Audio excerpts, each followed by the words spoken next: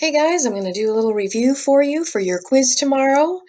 You're going to have some scientific notation, some exponential graphs, and some exponential growth and decay problems.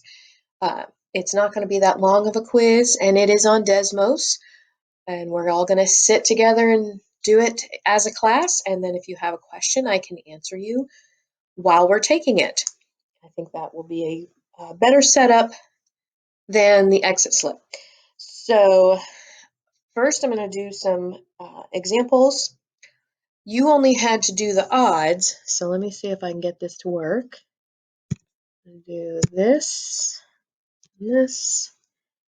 and on this page for the scientific notation, you only had to do the odds and not even number 17.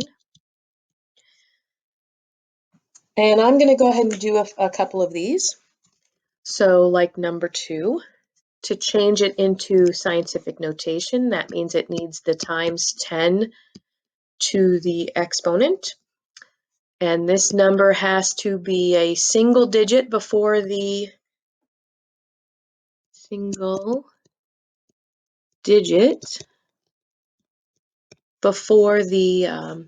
decimal. So we are going to be moving this decimal between the 3 and the 1. And it's going to take us 1, 2, 3, 4, 5, 6. Did I count that right?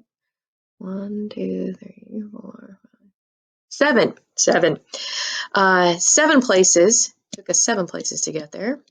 And it'll be 3.12 times 10. And since it was a small decimal number, it's going to be a -7. Now this number 4 is a huge number, and thank goodness it's separated by those commas. The decimal starts back here, and we're going to count 3, 6, 9, 12, 13, 14 to put it between the 9 and the 8. So it's 9.8. I can drop off those other numbers if you want, or you can keep them. This is the most important thing. And we said that was to the 14th. Let's do a couple more. I'm going to change them from scientific notation into standard form. Into standard form. So I am going to do number 8. And that means I'm going to be moving that decimal. Get that out of the way so I can count. Moving that decimal 7 places and making it smaller. So that means I'm going to go 1, 2, 3, 4, 5, 6, 7. And there's my new decimal. I had to add 1, 2, 3, 4, 5, 6 zeros, so that will be 1, 2, 3, 4, 5, 6 zeros, and 8, 0, 2, 3 is the standard form, taking it out of scientific notation. I'm going to do number 12. It's a little smaller. So number 12 is a positive, so that means it's going to be a really big number. So that means I'm going to move my decimal 1, 2, maybe 1, 2, 3, 4, 5. So that is 1, 2, 3, 4 zeros, 4, 9 with 4 zeros. 1, 2, 3, 4 zeros, and you're done. Then we get to the ones. So I'm going to move this down. I got to remember. Move this down, and you're going to have a couple of operation problems. And your operation problems are going to be addition, put it in your calculator. Multiplication, put it in your calculator. Division, put it in your calculator. So I would put it in your calculator no matter what. Use the parentheses.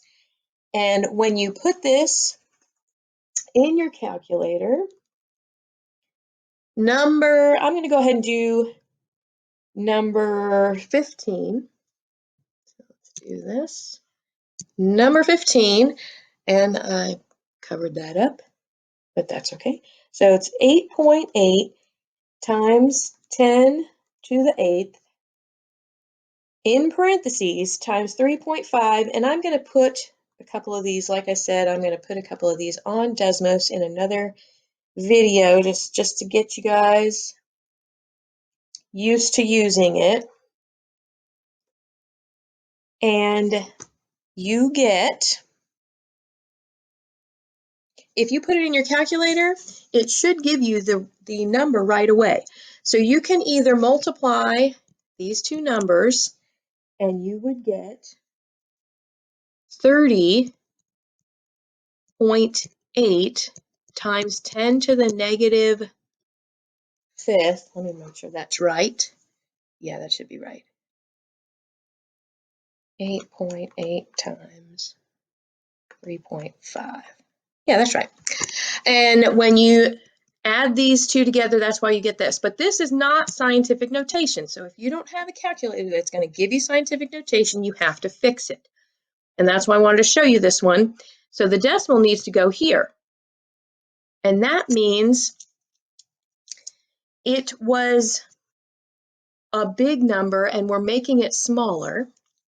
So if we are making this smaller, then we need to make this bigger, because it's the opposite. When you're changing, it's the opposite. So if I'm going down, making it smaller into 3.08, then I have to make the exponent bigger, which means that's a -4. -4 is a bigger number than -5. So that's why that will be your final answer. Otherwise, it might give you the exponential form 3.08e -4. You have to remember to write it like this. I don't want to see any e's on the papers or on your Desmos, actually, when you type it in.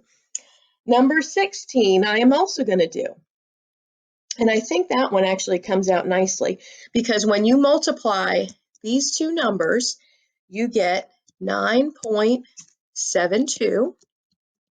And then you can add the exponent. So 8 and -4 is just 4. So that one you didn't have to fix. Number 15, you had to fix, and that's why I wanted to do that one with you. So, and you don't have to do 17. And I am going to do one or two more of these. I want to do a division that you might have to switch.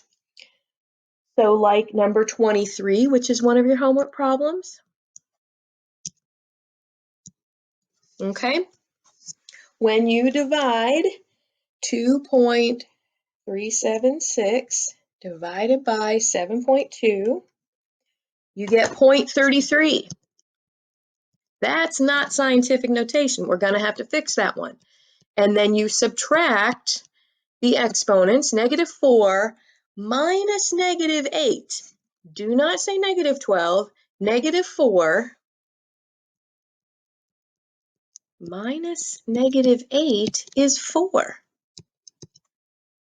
Okay, so to fix this, I'm going to make this a bigger number. I'm going up. I am making this a bigger number to 3.3. That means that this has to go down 10 to the third. So what goes up must come down. So when you change these around. And one last one, number 20. Number 20 here.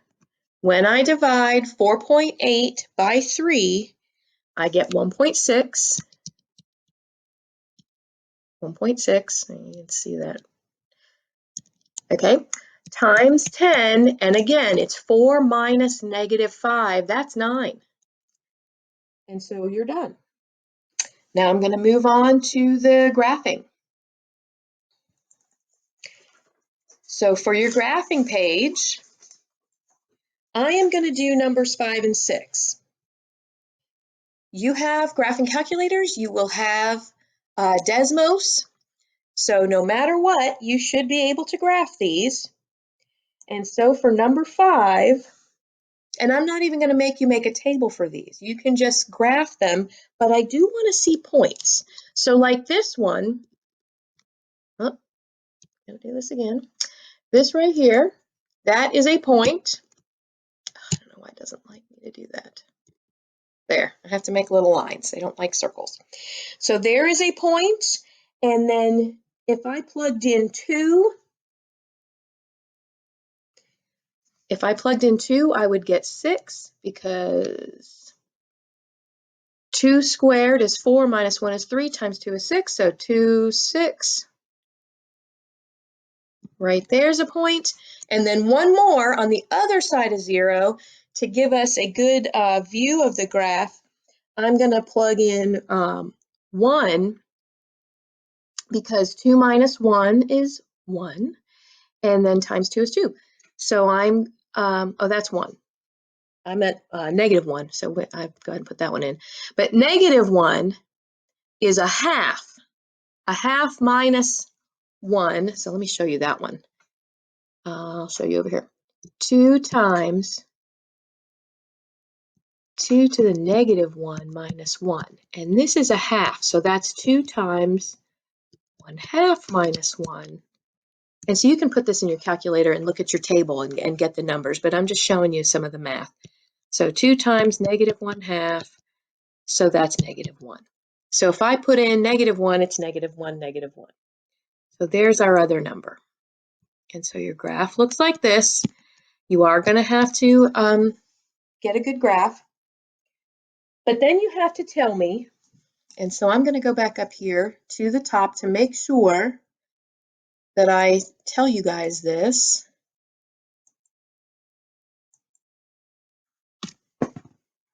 Need asymptotes and growth or decay. And I'm going to make sure I put that on the page too. I don't think I did. So I want to make sure you guys try to figure those out too, because you are going to have to do them on your quiz. So to figure out what the asymptote is for this, it looks like, and I'll change colors here, it looks like it's approaching y equals -2. That is your asymptote for this one. Okay, then we have the y-intercept is 0.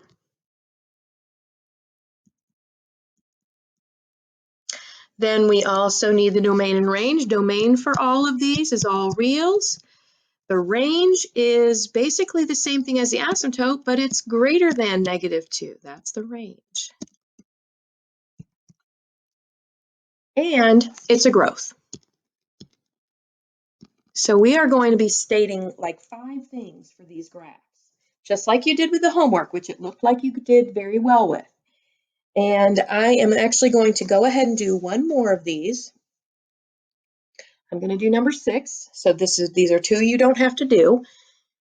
If you're paying attention to the video, you can just draw them with me.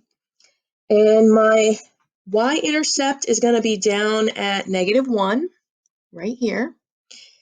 And another point is going to be 1, 0. If I plugged in 1, this would turn into 0 here. Then, give me one more point, is 2, 3. So if I plug in 2, that'll be 3. And so there's your graph. And you'll see your graph. That's why I'm not spending a whole lot of time on these graphs. Then we have, so let's figure out all the pieces. Domain, all reals. Range. Okay, so we need to figure that out. If I multiplied this 0.5 times -3, I would get -1.5. So that's what I'm going to do. I'm going to say that y, so and you can see that line.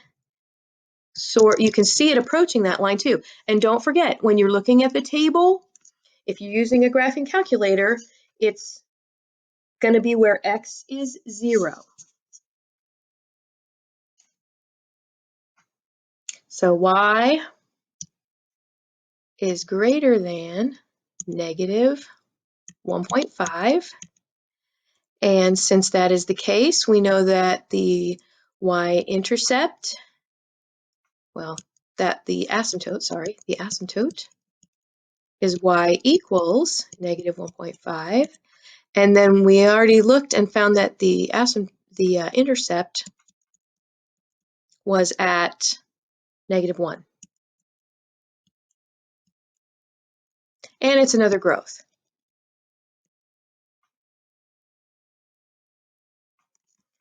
So you can tell all these things by looking at the graph.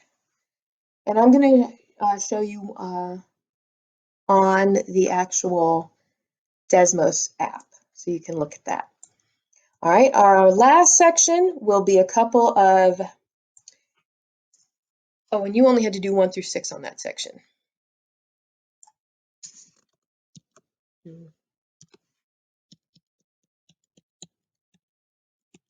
Okay, then the next section, you are doing the whole page except number 2.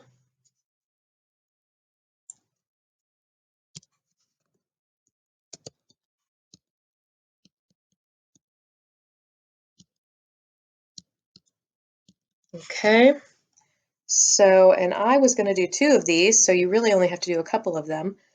So you did not have to do number 2. And I am jumping down to number 3. Yep, number 3. And I'm going to be giving you the formulas. So I'll go ahead and write the formula over here. Y equals A, and then you have to be able to tell, I'll give you what it is. Appreciation means going up, so plus R to the T. And I'm going to give you those formulas. You just have to figure out what to plug in. So we are going to find out Y equals the original amount, 96,000, 1 plus the rate as a decimal, 0.07. And even if it gives you a decimal, you still have to fix it. And then the time. Well, they didn't give us the time, so we have to figure out 2009 minus 1995. So what is that? 14 years. So we're going to put a 14 right there. And when we plug this into the calculator, it is about, and now this number, since it's growing, it better be bigger than 96,000. And for 14 years, it might be a lot. And so it is 247,539. So that is that one. And I'm going to do one more, a depreciation or a decreasing. So I'm going to do number 5.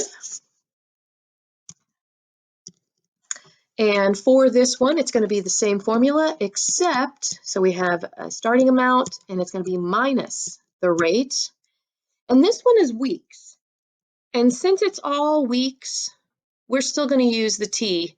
We're just going to be, this is all weeks. So that variable t can change. As long as it's all consistent in the problem, you're fine.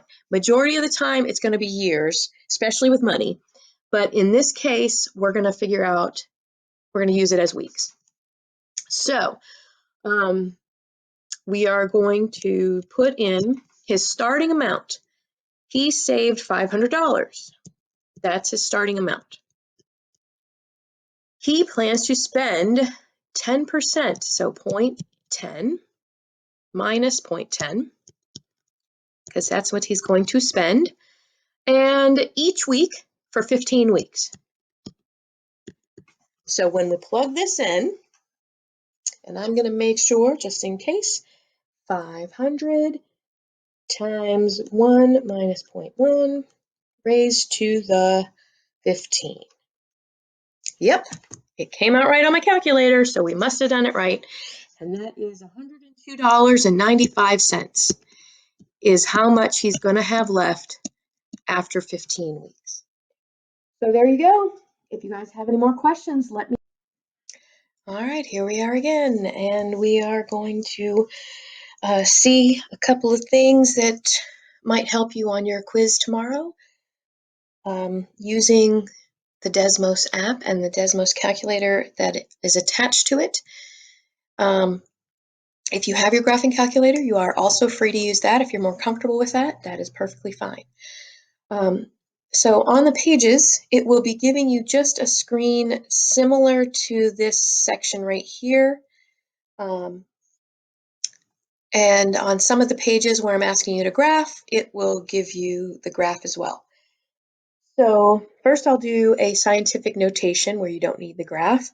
I'm going to put in, it's number 18 if you are looking at the review, and I'm just going to put it in exactly as they have it. You wouldn't have to do one like this, but I wanted to show it to you. So it's 3.4 times, and I'm not going to put x, I'm going to put times 10 to the second. And see how you got to be familiar with these. So don't close your parentheses. You will have to arrow over, and it will have a little, let's see if, all right. So times 3.4 times 10 to the second, arrow over to close it, and it gives you a number. Now this number is not in scientific notation, so you would have to change it. And let's see if I can, I don't know if I can do that. No, I don't think so. It's not letting me write on this. So you would change that to 1.156, and it moves 1, 2, 3, 4 places. So 1.156 times 10 to the 4th. All right. Then you have a graph. So I'm going to shut this one, and I'm going to go ahead and graph number 6 that we did. Y equals 0.5 times 3 to the x, and you have to arrow over off of the exponent again, minus 3, and there's your graph. And see, this has nice exact points for you. It has the y-intercept, it has another point, and it's very clear. And if you just run you can touch the graph at any place, and it will run along there and show you, look how close it is getting to negative 1.5. And eventually it says negative 1.5 because it's rounding up, but that's what your asymptote is. So I wanted to show that to you, that you can tell what it is if it's unclear. I also wanted to show you that there is this gear that will let you make a table. So you can see the table, and it gives you some points, and that way you can find out your y-intercept from there. And if you try to put in, let's see, well, it won't show you because it's the range. You can only put in the x's. But and then this little button right here is undo. So it can undo anything you've done so that you don't have to start over from scratch, which we had a little bit of experience with our graphs from Christmas time. And other than that, and you can see that it's a growth and it's a nice graph. Other than that, that's all I was going to add. So remember, if you have any questions about the review, you can ask, and we'll be taking the quiz together tomorrow. So you can ask me questions while you're taking it if you have any trouble.